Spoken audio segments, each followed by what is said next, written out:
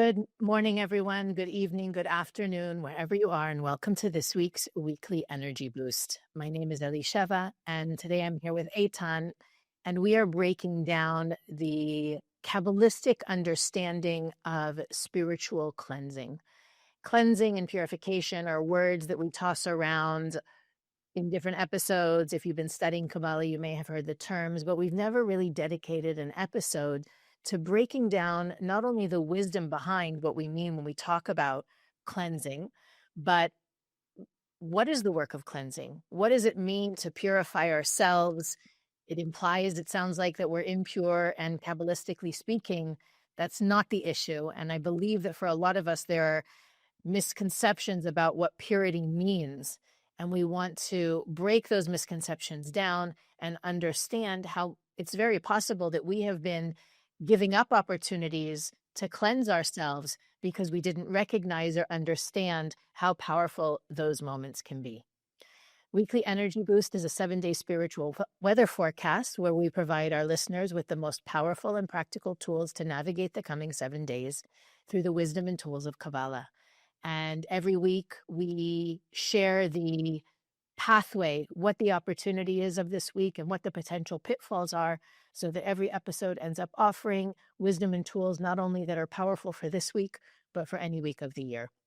And because of this unique moment in time, it's the month of Cancer, and this week's portion also gives us really powerful insights into a lot of the unseen forces that limit and block us, and how we inadvertently cling to those forces without realizing it.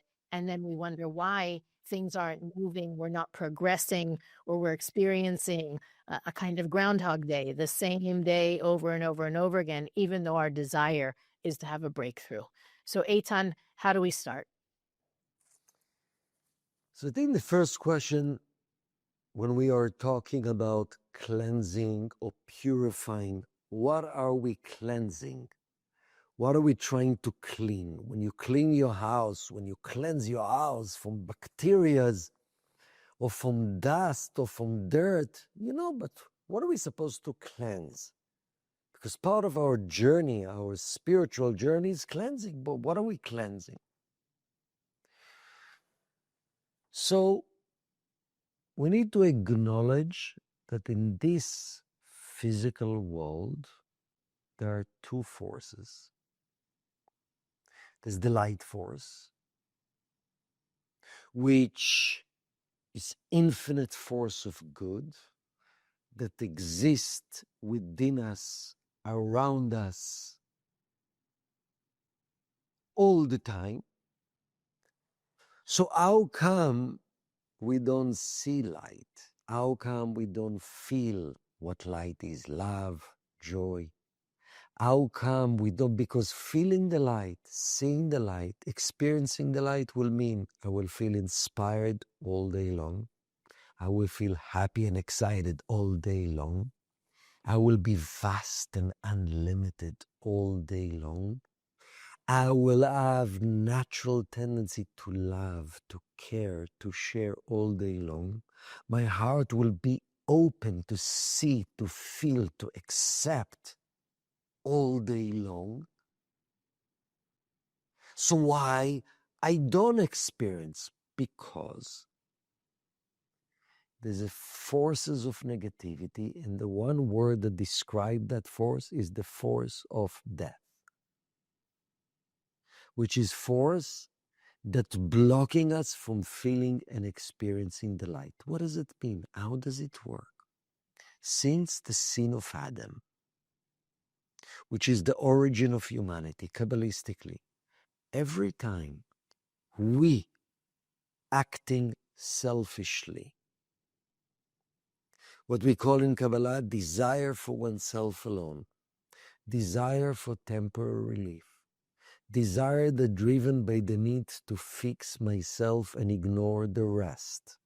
I'm acting opposite of the light of the Creator within me. I'm acting opposite of the soul. I'm actually disconnecting from the light. When I'm disconnected from the light, it's not just a neutral state. I'm become vulnerable for negative forces, spirits, which are all extensions of the forces of death. That means the opposite of life, the opposite of continuity, the opposite of light, the opposite of transparent, open. And it's a literal metaphysical force that blind me to see the great in me, that causing me to be fearful. Kabbalistically, fears, reactive behavior, negative thoughts is a result of negative forces. It's literally force of death, force of limitations, force of blockage that don't let me think clearly. We all know that you have certain challenges one day and you wake up with a bad mood, you're scared, you're afraid. The next day you have the same challenges, but you look at them differently completely. What have changed? Nothing have changed with the challenge. Somehow this dark cloud, which is manifestations of negativity that we're here to cleanse, blind you. So anytime I see small, I feel small, I'm controlled by sadness, by selfishness, by lust, by judgment, by jealousy, by fear. It's not logical. It's a force of limitations. It's a force of death, of disconnect that blinded me. So imagine our soul is beautiful, filled with light, but around our soul, we have layers of dark energy. It's energy that manifests itself in fears, phobias, negativities, anger, rage, negative feelings, literally negative metaphysical energy that manifests itself physically. So when we say, I would like to cleanse, I would like to get rid of. How do I get rid of or purify or rid myself from being influenced? How do I get rid of these layers of darkness and allow myself to shine, because the light is already in me? It doesn't shine because, imagine, it's like dark filters that blocking my light from shining.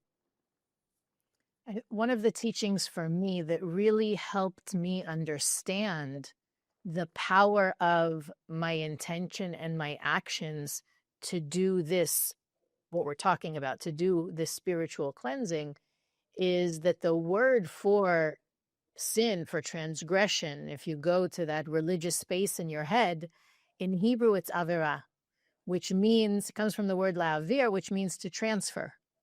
And the Kabbalists explain that every time we transgress whatever that action is, it's essentially taking light, taking positive energy that could potentially nourish my soul and strengthen me in a positive way. I transfer it to those negative forces, to those limitations, again, to the anger, to the fears, to the anxiety, to all those negative experiences.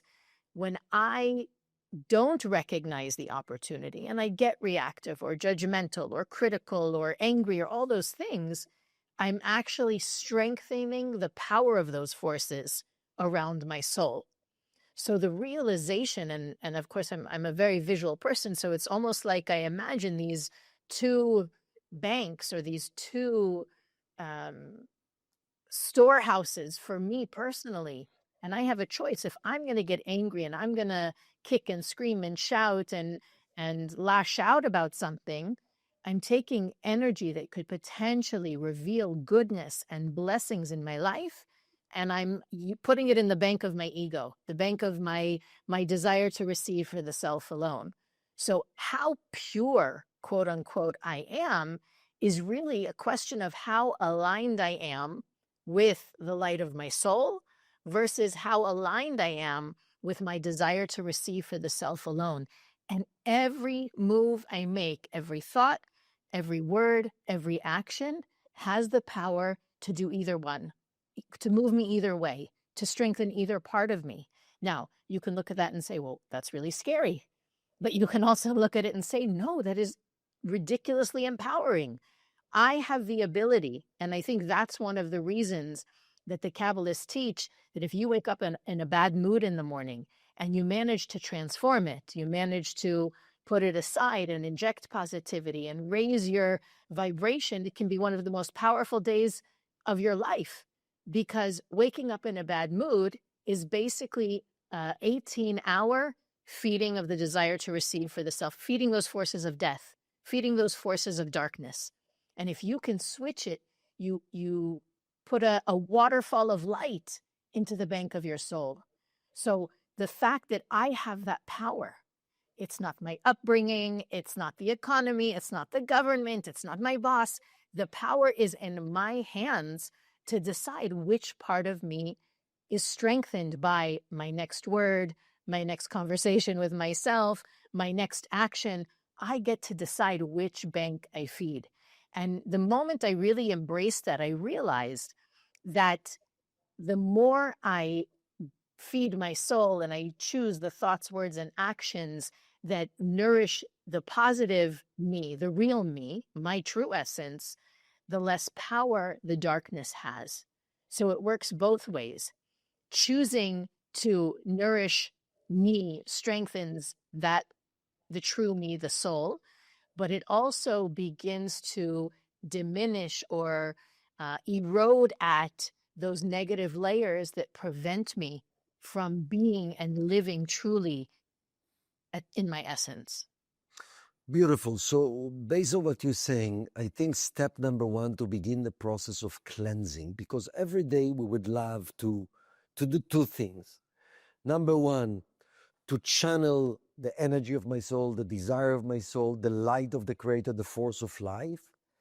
Number two, to cleanse what is not, to cleanse the forces of death, to cleanse the forces of negativity. So in order to go through this process called cleansing, I first need to know that there's two aspects of me, the real me and the illusionary me.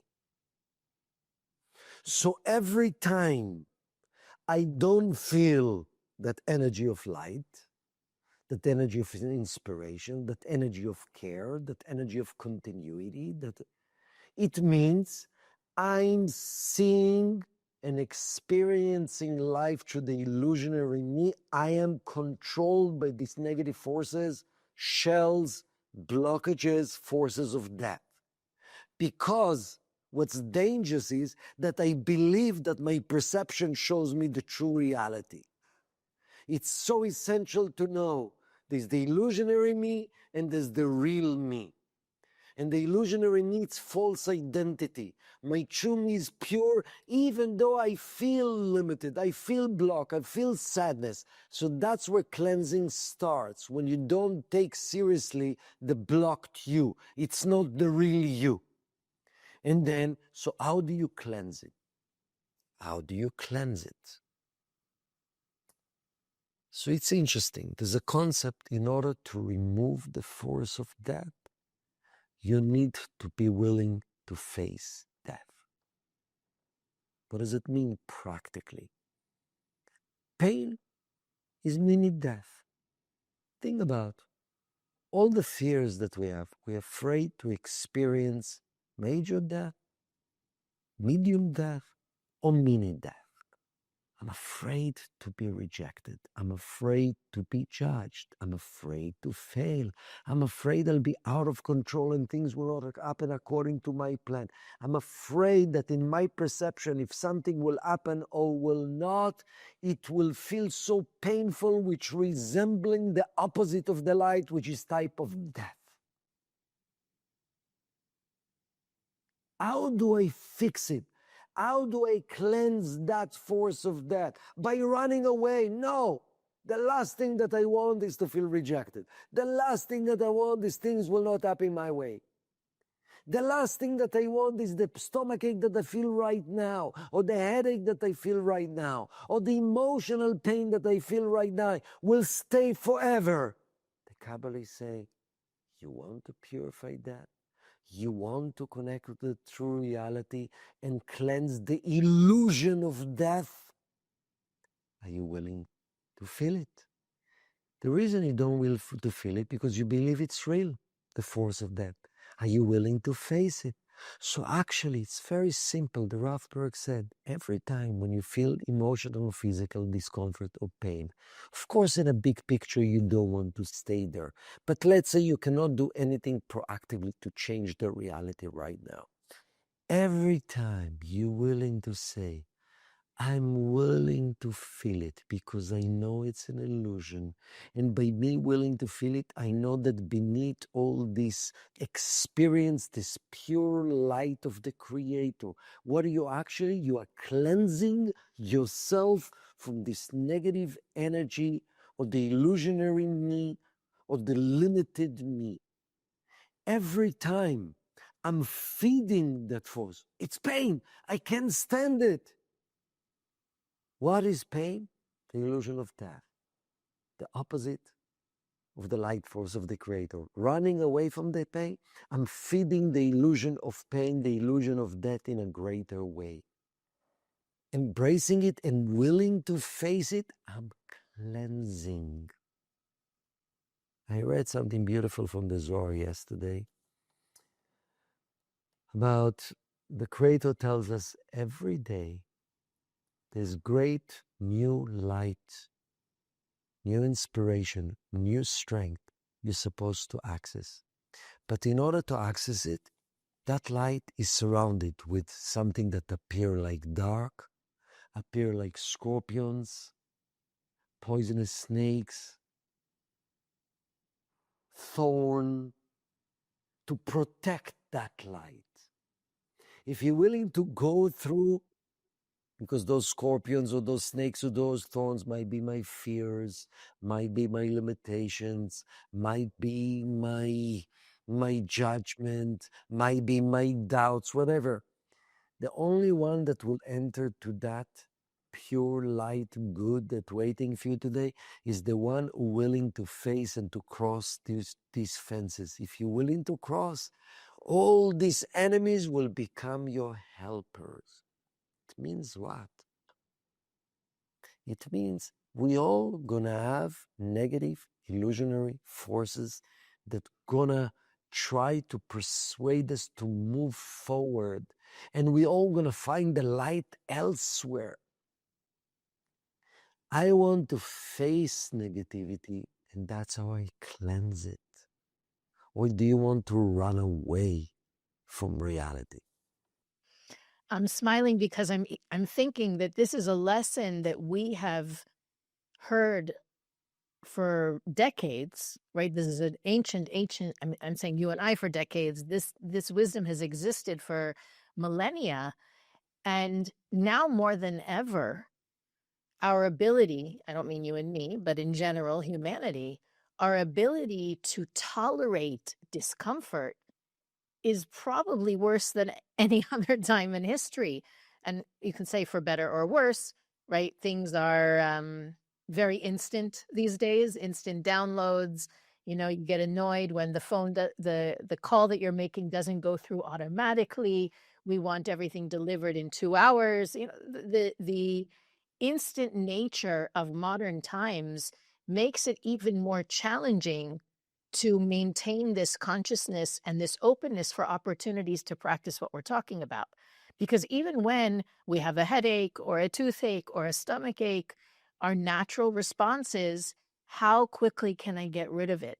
What's the fastest way to alleviate my pain right now? And our soul is there somewhere in the story telling us, you can handle it. We're not talking about being sadistic. Obviously, if you're suffering, there is a reason that these tools exist. But the perception that we can't handle it is the problem. The perception that we can't tolerate the discomfort, that we can't embrace the confusion or the rejection or the criticism. We can. And I once sat in a seminar where someone was talking about specifically this, right? When you are facing something extremely difficult and you're bracing yourself, you're afraid, you're worried, your mind is racing, you ask yourself this question: what's the worst thing that could happen? And most of the time, the worst thing that can happen is already happening. You're miserable. You're just afraid that the misery will never end. So asking yourself, what's the worst thing that can happen? Let's say the worst thing that can happen is, I'm trying to think of a kind of generic situation. This job won't exist for a person, right? They'll be made redundant. They'll be let go. What's the worst thing about that? Not having an income. What's the worst thing about that? Not being able to do, and you take yourself through this kind of logical unraveling of what are you so worried about? What is the impossible discomfort that you are not capable of handling? You realize you can handle it. You can find the solution. You do know how to navigate it. So I believe part of the reason that those moments happen to us where we're facing the criticism, the rejection, the headache, the things that really their duration depend on how we embrace the opportunity to cleanse versus their actual potential to harm us. And I think that what the Kabbalists teach about embracing the discomfort, embracing the unknown, embracing the confusion or the lack of clarity, that's actually what speeds up the process. Even though it's counterintuitive for us because we think, I can do something to stop this. I can criticize back. I won't pick up the phone. We find ways to avoid the discomfort. But the truth is, when we push those potentially painful moments off, they end up coming back at us. And because we didn't let them in the first time, the second time, the third time, they have to come with greater force. They have to come with greater intensity. Sometimes they also have to come with greater duration, because we had infinite opportunities before to allow that cleansing to happen, to allow the sting, to allow the discomfort, and we avoided it. So that just compounds over and over and over again until we actually embrace it. It ends up being a lot longer and a lot more challenging than had we allowed the opportunity in the first place. And so part of my intention in bringing this topic to conversation is, if you now can allow yourself to embrace the discomfort, the unknown, the potential for whatever you're worried about being difficult, it'll be a lot easier if you let it in now and embrace it now. 9 times out of 10, the wall that you're afraid of walking through, once you get to the other side, you realize it was just smoke and mirrors, right? The illusion of death is exactly that. It's an illusion. But our perception of how thick and tall the wall is what keeps us trapped and then stuck in that place of carrying the negativity around when we've had so many times we could have cleansed it. Beautiful. And I think there's another category of cleansing, which is proactive actions, not necessarily waiting for discomfort. For example, a person had a water cleanse. They decided for a week they're just going to drink water. Or they're going to stay away from gluten. They're going to cleanse their body. They're going to stay away from fat. They're going to stay away from carbs. They're going to stay away from sugar. Wow, I'm doing cleansing for my body. So what is the thing that we need to actually cleanse, that in the past we indulged in? And you should choose. So for example, a person knows that engage in sex with the pure intention of desire to receive oneself alone, that is not involved with love at all, how do you think does it serve your soul, nurture your soul, elevate your energy? Any energy has 2 directions. It either charging my life force, the soul force, or is charging the death force, the blockage force.